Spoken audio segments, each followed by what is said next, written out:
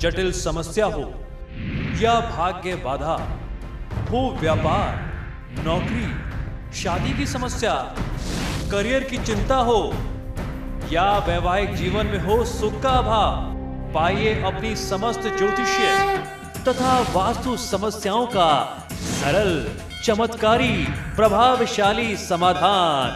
एक जाना माना और विश्वसनीय नाम, आचार्य पंडित श्री वैभवनाथ शर्मा जी, काशी के 400 वर्ष पुराने प्रतिष्ठित और अंतरराष्ट्रीय ख्याति प्राप्त राज ज्योतिषी परिवार की 8वीं पीढ़ी के ज्योतिषी और वास्तु शास्त्री आचार्य पंडित श्री वैभवनाथ शर्मा जी के द्वारा व्यक्तिगत या फिर फोन पर अपॉइंटमेंट लेने के लिए कॉल करें 9818300146, 9990724131 या फिर ईमेल करें sharma.vaibhav@gmail.com पर। एक छोटे से ब्रेक के लिए, ब्रेक के बाद आचार्य जी बताएंगे आज का महा उपाय, जिसमें जानेंगे सुख समृद्धि भाग्योदय के चमत्कारिक उपाय। बने रहिए हमारे साथ।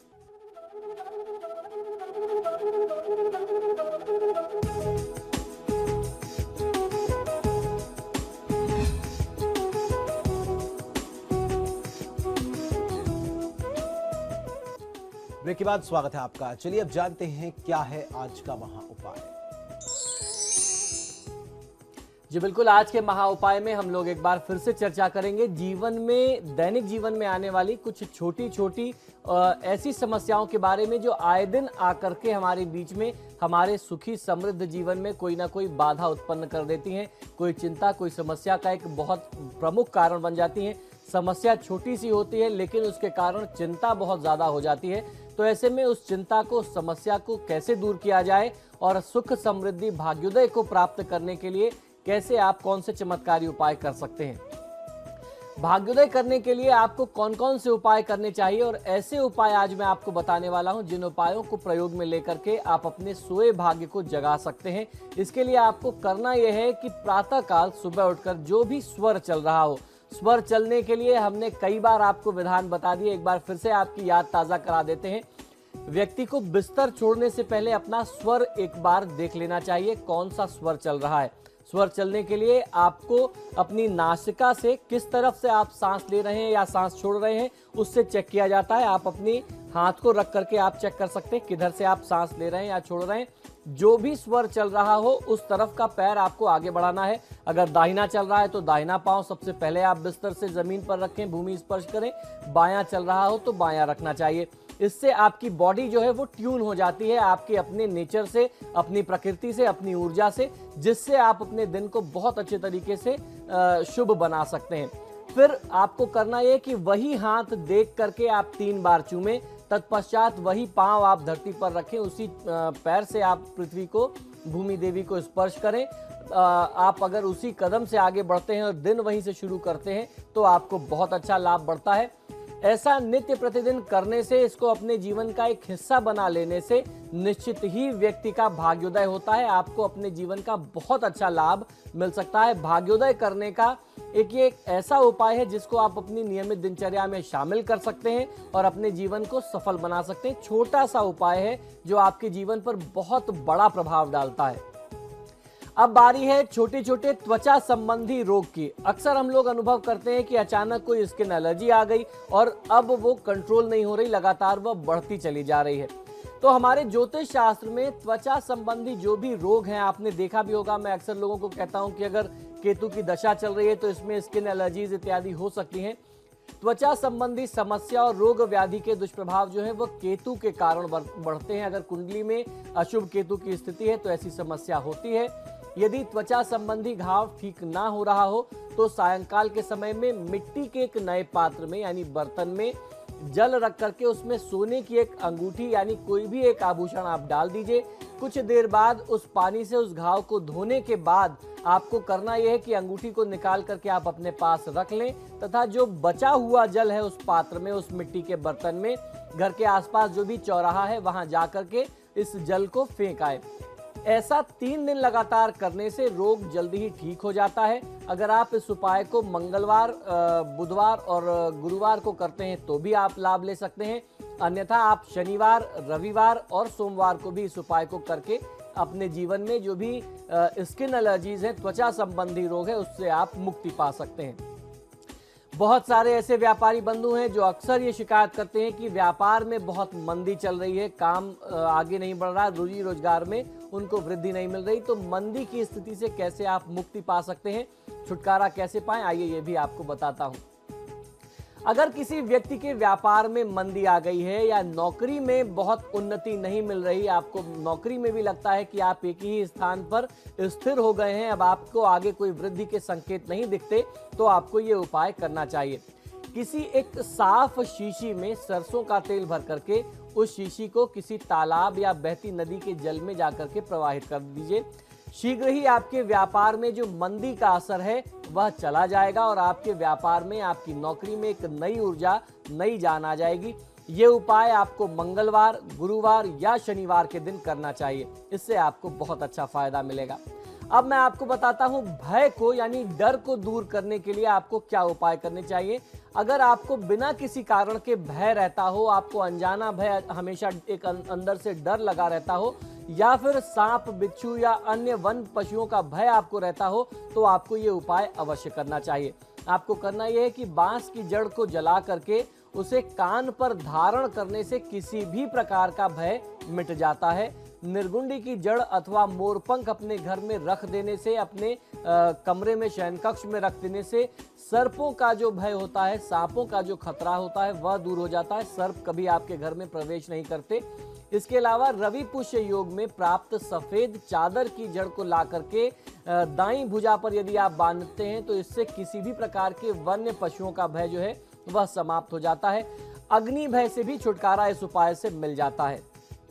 केवड़े की जड़ को कान पर धारण करने से शत्रु भय मिट जाता है। ये शत्रु भय निवारण के लिए बहुत अच्छा उपाय है। तो किसी अच्छे योग में, सर्वार्थ सिद्धि योग में, अमृत सिद्धि योग में, त्रिपुष्कर योग में आप केवड़े की जड़ को ला करके धारण कर सकते हैं, आपके हित में होगा। अगर आपके परिवार में कोई व्यक्ति बहुत ज्यादा गंभीर रोगों से ग्रसित है तो आपको ये उपाय अवश्य करना चाहिए। अगर स्वास्थ्य में सुधार ना होता हो तो आपको किस प्रकार से लाभ लेना है ये समझ लीजिए। आपको करना यह है कि एक देशी अखंडित पान का पत्ता यानी साबुत पान का पत्ता लाना है, गुलाब का एक पुष्प लाना और कुछ बताशे रोगी के ऊपर से 31 बार आपको उतार लेना है और घर के आसपास जो भी चौराहे हैं उस चौराहे पर जाकर के आपको रख करके आना है। इसके प्रभाव से रोगी की दशा में शीघ्रता से सुधार होने लगेगा। शनिवार के दिन ये उपाय आपको करना चाहिए। पारिवारिक सुख शांति के लिए आप क्या करें, आइए ये भी आपको बताता हूं। अगर किसी व्यक्ति के परिवार में बहुत ज्यादा अशांति रहती है, सुख चैन का अभाव हो गया है, तो प्रतिदिन प्रथम रोगी के जो घर में रोटी बनती है उस रोटी के 4 भाग आपको कर लेने चाहिए। इसका एक हिस्सा, एक भाग जो है आप गाय को खिला दें, दूसरा हिस्सा काले कुत्ते को दे दें, तीसरा हिस्सा कौवे को दे दें तथा चौथा टुकड़ा जो है वह किसी चौराहे पर आप रख करके चले आइए। इससे, इसके प्रभाव से समस्त दोष समाप्त होकर के परिवार में शांति समृद्धि स्थापित होती है, आपको लाभ मिलता है। सुख समृद्धि प्राप्ति के कुछ और नुस्खे, कुछ और उपाय आपको बताता हूं, बहुत ध्यान से सुनिए। बृहस्पतिवार या मंगलवार को यानी थर्सडे या ट्यूसडे को 7 गांठ खड़ी साबुत हल्दी को लेकर के थोड़ा सा गुड़, इसके साथ एक पीतल का छोटा सा टुकड़ा ले लीजिए। इन सबको मिलाकर के एक पोटली बना लीजिए पीले कपड़े की, और जिस भी दिशा में आपका ससुराल पड़ता हो यानी विवाहित महिलाओं का ससुराल पड़ता हो, ससुराल की दिशा में अगर आप इसको फेंक दें तो आपके ससुराल में हर प्रकार से सुख शांति रहेगी, आपको बहुत अच्छा लाभ मिलेगा। ये उपाय कन्या जो है अपने ससुराल में रहते हुए करे तो और अच्छा होता है। मेहंदी तथा साबुत उड़द जिस दिशा में वर वधू का घर हो उसी दिशा में फेंकने से वर वधू में प्रेम बढ़ता है। किसी कार्य, विशेष कार्य के लिए अगर आप घर से निकल रहे हैं तो घर से निकलते समय एक साबुत नींबू को लेकर के गाय के गोबर में दबा दीजिए तथा उसके ऊपर थोड़ा सा कामिया सिंदूर छिड़क दें, और आप जिस भी काम के लिए जा रहे हैं वो काम बोल करके जाएं तो आपको काम में हर प्रकार से सफलता मिलेगी। निश्चित ही आपका काम वो सिद्ध हो जाएगा। सावन के महीने में जब पहली बरसात होती है तो बहते हुए जल में विवाह करने से, बारिश के पानी में विवाह करने से दुर्भाग्य दूर हो जाता है। ये उपाय, ये टोटका उन दंपतियों को भी कर लेना चाहिए जिनके विवाह में बहुत ज्यादा विवाद रहता हो, तनाव की स्थिति हो, अलगाव की स्थिति आ गई हो, तो किसी आचार्य को बुला करके छोटे से हवन का आप विधान कर लें जो विवाह में होता है। और बारिश के समय में वहां पर अगर एक छोटा सा फेरे का आप रस्म कर लेते हैं तो आपके जो भी कष्ट हैं वो दूर हो जाएंगे। अविवाहित व अधिक उम्र की महिलाओं के विवाह में, जो कन्याओं के विवाह में बाधा आ रही है, उनको ये उपाय अवश्य करना चाहिए। अगर आपके परिवार में कोई अविवाहित कन्या है, उसकी उम्र बहुत ज़्यादा हो चुकी है जिसके कारण उसके विवाह में बाधाएं, रुकावटें आ रही हैं, तो आप बहुत ध्यान से सुनिए।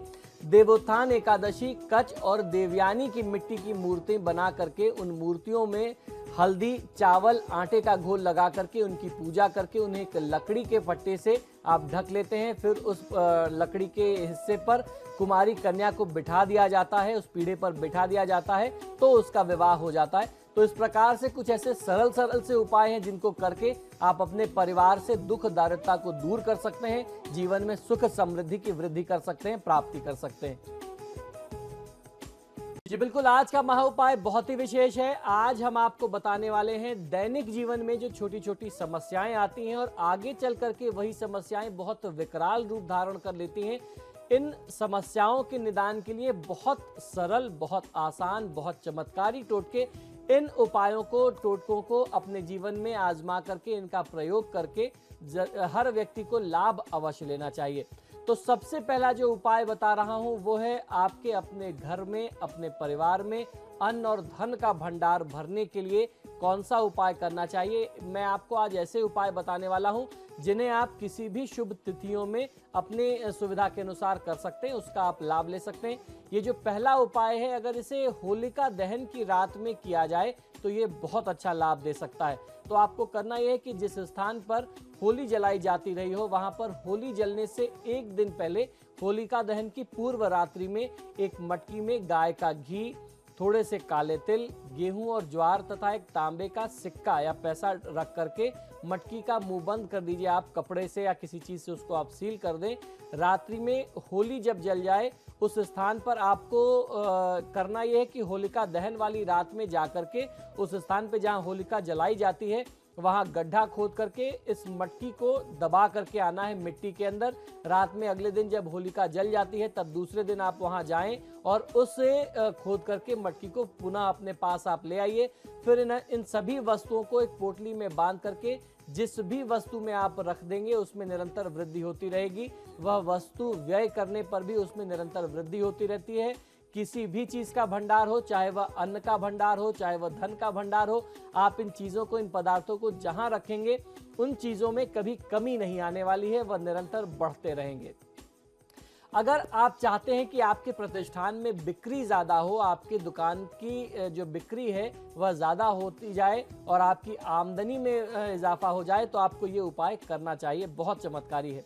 आप अपने व्यापार में अधिक पैसा प्राप्त करना चाहते हैं और चाहते हैं कि आपके व्यापार की बिक्री बढ़ जाए तो आपको वट वृक्ष की लता को शनिवार के दिन जाकर के निमंत्रण दे करके आना है।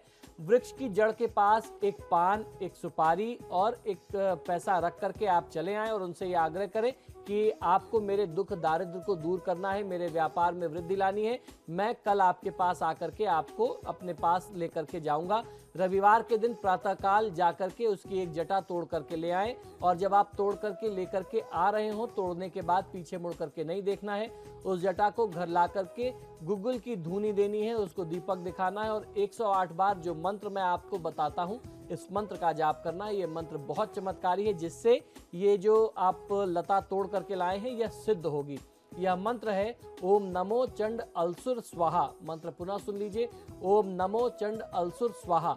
इससे क्या होगा, इस लता को आप अपने कार्यस्थान में रखेंगे, अपने घर में रखेंगे या अपने ऑफिस में रखेंगे, निरंतर आपके आय में वृद्धि होती रहेगी, इनकम आपकी लगातार बढ़ती रहेगी, किसी भी प्रकार से आपको उसमें व्यवधान और बाधा नहीं झेलनी पड़ेगी। परिवार में छोटे बच्चों को नजर अक्सर लग जाती है, तो अब उसके लिए आपको क्या करना चाहिए। यदि आप चाहते हैं कि छोटे बच्चों को नजर ना लगे, इसके लिए आपको एक हाथ में चुटकी भर रक्षा लेकर के, रक्षा यानी कलावा सूत्र जो हम लोग ये रक्षा सूत्र बांधते हैं, चुटकी भर रक्षा आपको एक हाथ में ले लेनी है और बृहस्पतिवार के दिन ओम चैतन्य गोरखनाथ नमः मंत्र पुनः सुन लीजिए। ओम चैतन्य गोरखनाथ नमः इस मंत्र का 108 बार जाप करना है और फिर इस एक चुटकी जो आपने अपने हाथ में ये रक्षा कलावा लिया हुआ था, इस पे एक हल्की सी फूंक मारनी है। फिर इसे छोटी सी पुड़िया में या फिर जो हम लोग गले में ताबीज यंत्र कवच धारण करते हैं उसमें डाल करके, वो पीतल का हो, तांबे का हो, चांदी का हो, आप उस ताबीज में डाल करके बच्चे के गले में काले रेशमी धागे से या लाल रेशमी धागे से यदि धारण करा दें, गले में पहना दें, तो हमेशा फिर वो सुरक्षित रहेगा। किसी भी प्रकार की बुरी नजर और ऊपरी व्याधि की समस्या जो है वह उसको दूर रहेगी, उससे दूर रहेगी, बच्चा सुरक्षित रहेगा। अगर कोई व्यक्ति अपने व्यापार में मनोवांछित उन्नति चाहता है तो आपको ये उपाय अवश्य करना चाहिए जो मैं आपको बताने जा रहा हूँ। अगर आप अपने व्यापार में उन्नति करना चाहते हैं तो सोमवार को प्रातःकाल नवनिर्मित अंगूठी को एक आपको अंगूठी बनवानी है। वह चांदी की भी हो सकती है, सोने की भी हो सकती है। एक सिंपल सा आपको रिंग बनवाना है, सिंपल सा बैंड आपको बनवाना है। किसी भी उंगली में धारण किया जा सकता है, अगर आप पहली उंगली में पहने तो ज्यादा अच्छा होगा। तो सोमवार को आप इस अंगूठी को गंगा जल से धो करके कच्चे दूध में आप इसको डुबो दीजिए।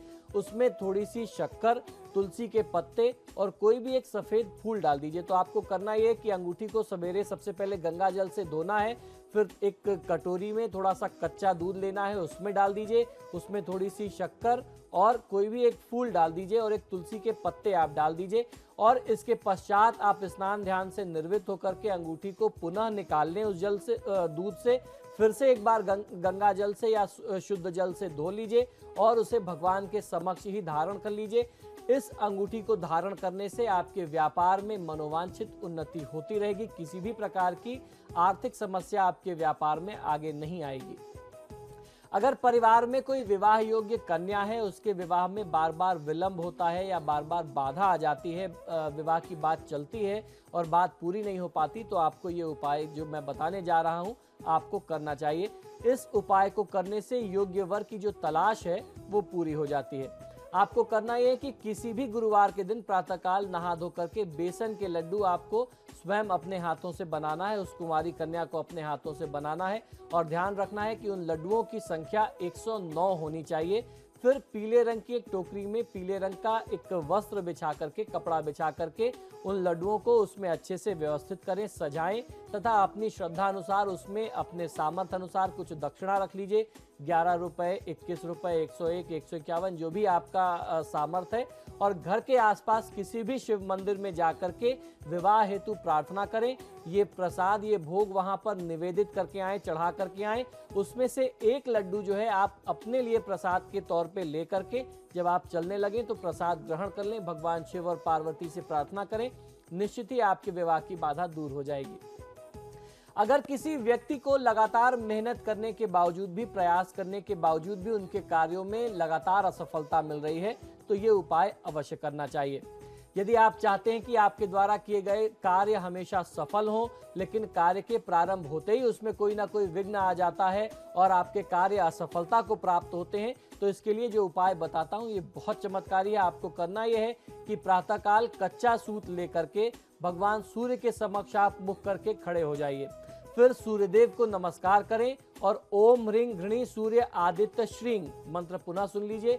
ओम ह्रीं घृणी सूर्य आदित्य श्रीं इस मंत्र का उच्चारण करते हुए सूर्य देवता को तांबे के पात्र से, तांबे के लोटे से आप जल अर्घ दीजिए।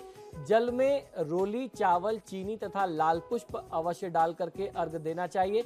इसके पश्चात कच्चे सूत को सूर्यदेव की तरफ मुख करते हुए ही भगवान गणेश जी का ध्यान करके, गणेश जी को स्मरण करके उस धागे में 7 गांठें आपको लगानी है।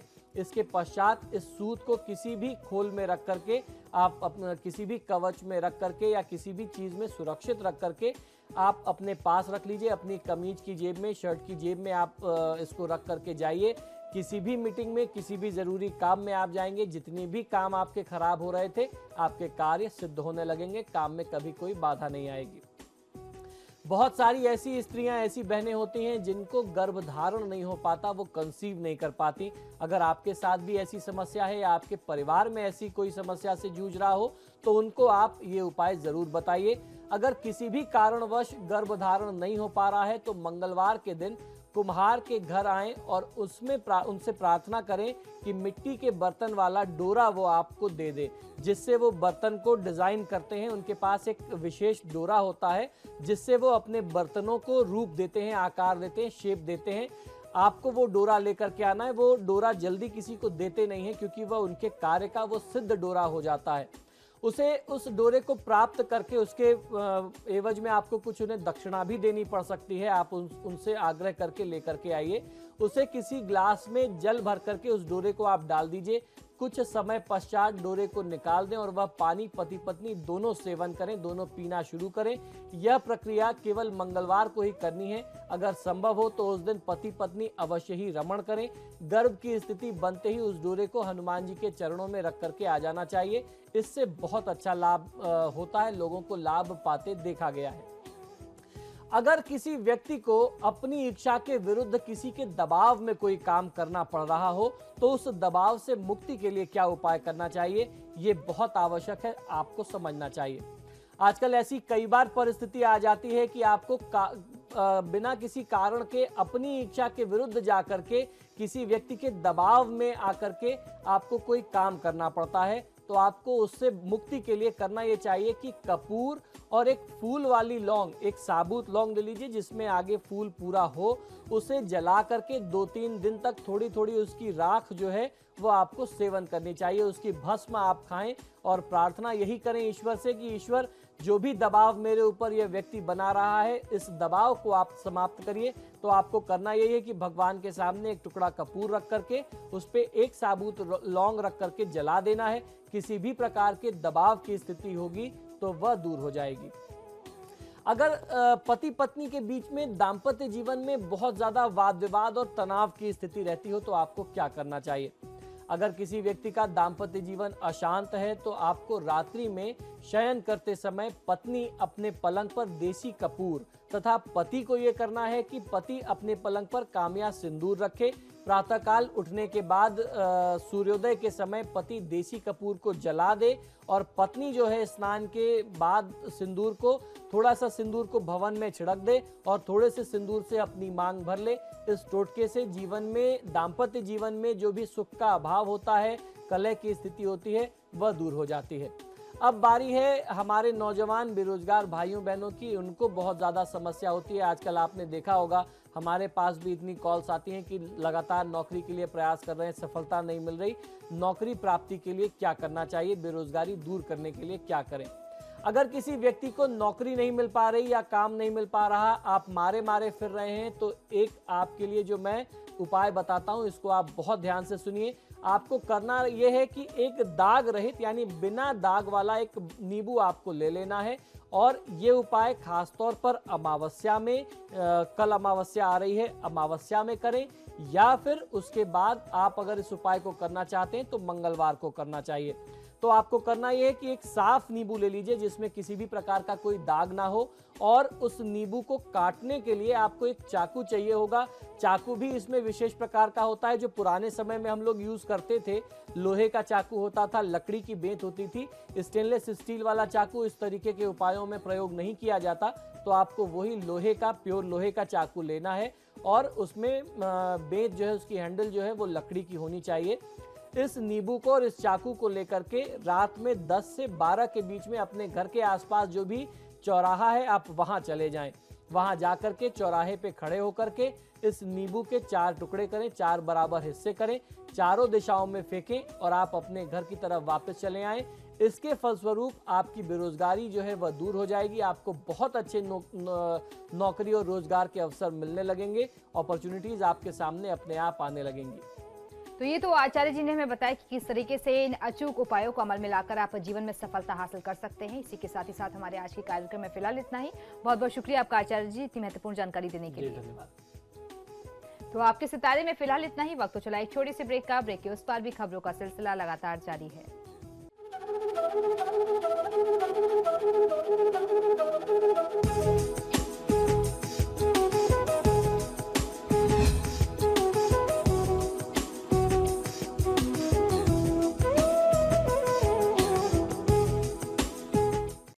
जटिल समस्या हो या भाग्य बाधा हो, व्यापार, नौकरी, शादी की समस्या, करियर की चिंता हो या वैवाहिक जीवन में हो सुख का अभाव, पाइए अपनी समस्त ज्योतिषीय तथा वास्तु समस्याओं का सरल, चमत्कारी, प्रभावशाली समाधान। एक जाना माना और विश्वसनीय नाम, आचार्य पंडित श्री वैभवनाथ शर्मा जी, काशी के 400 वर्ष पुराने प्रतिष्ठित और अंतरराष्ट्रीय ख्याति प्राप्त राज ज्योतिषी परिवार की 8वीं पीढ़ी के ज्योतिषी और वास्तु शास्त्री आचार्य पंडित श्री वैभवनाथ शर्मा जी के द्वारा व्यक्तिगत या फिर फोन पर अपॉइंटमेंट लेने के लिए कॉल करें 9818-300-146,